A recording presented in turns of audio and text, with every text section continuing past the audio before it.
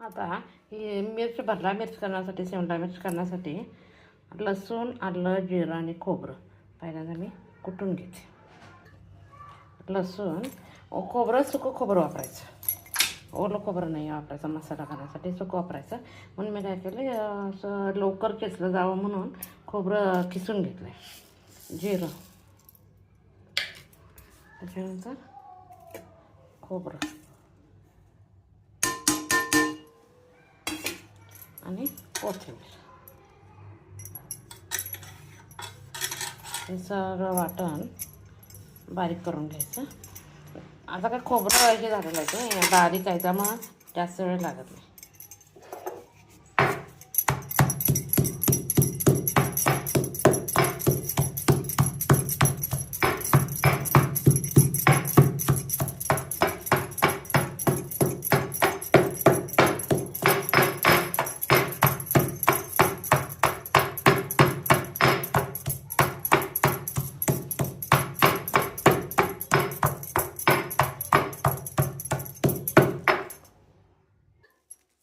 आता हे चेचून झालं. ह्याच्यातच तिखट मीठ घालायचं आणि थोडंसं पाणी घालून कालवायचं. तेल घालायचं नाही कारण खोबरं शेंगदाण्याला त्याला ऑलरेडी तेल सुटलेलं असतं.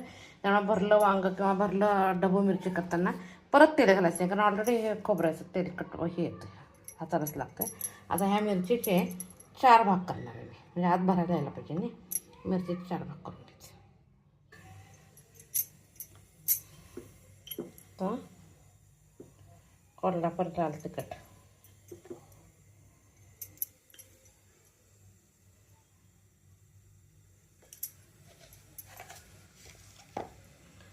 चवीनुसार मीठ हे सगळं इकडं तेल तापायला ठेवलं आहे.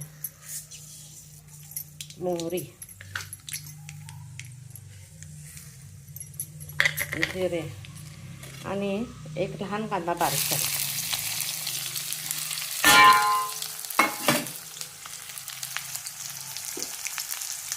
त्याच्यात थोडीशी हळद आणि घातलं थोडंसं तिखट घेते आणि गॅस बारीक करते.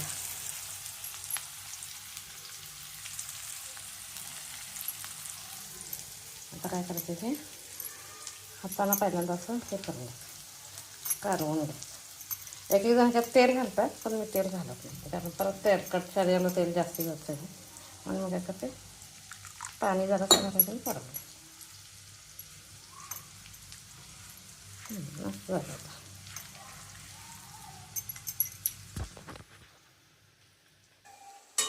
आता कांदा भाजायला लागला एकदम गॅस कमी ठेवला मी कांदा टाकते. आता हे मिरचीचे 4 भाग करून घेते. असं भरायचं.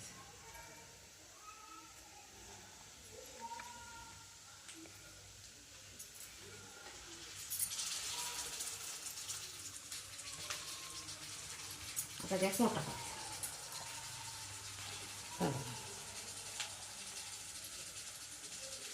असं घट्ट करायचं म्हणजे तरी ते भरपूर.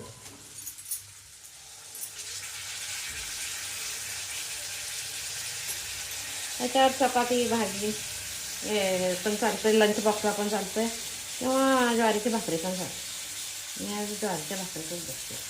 ज्वारीची किंवा बाजरी, चपाती काय नाही करायचं. आता उन्हाळा चालू झाला जास्त चपाती खायची होत नाही. त्याच्यापेक्षा लहान मिरच्या मिळतात पण त्या काय होतं तिखटपणा जास्त येतं ते. थोडंसं छान परतून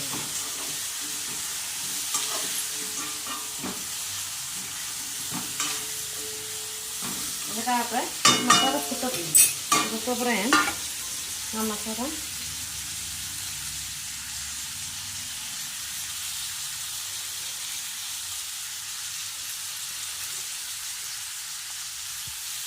आता खलबत्त्याचा दगड हा पण घेऊन जातो.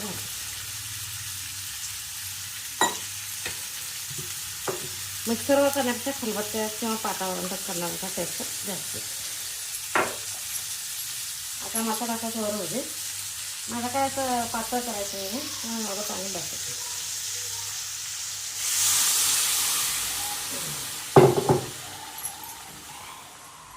असं छानपैकी शिजवते.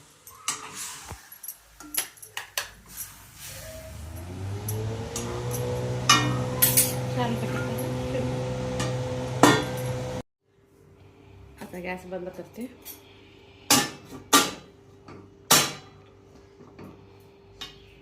आता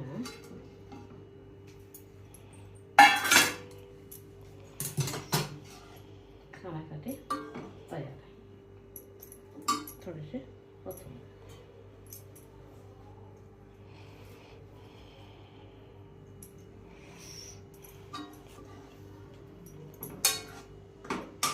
भाजीला लंच बॉक्स द्यायला चांगलं भाजी काढून घ्या.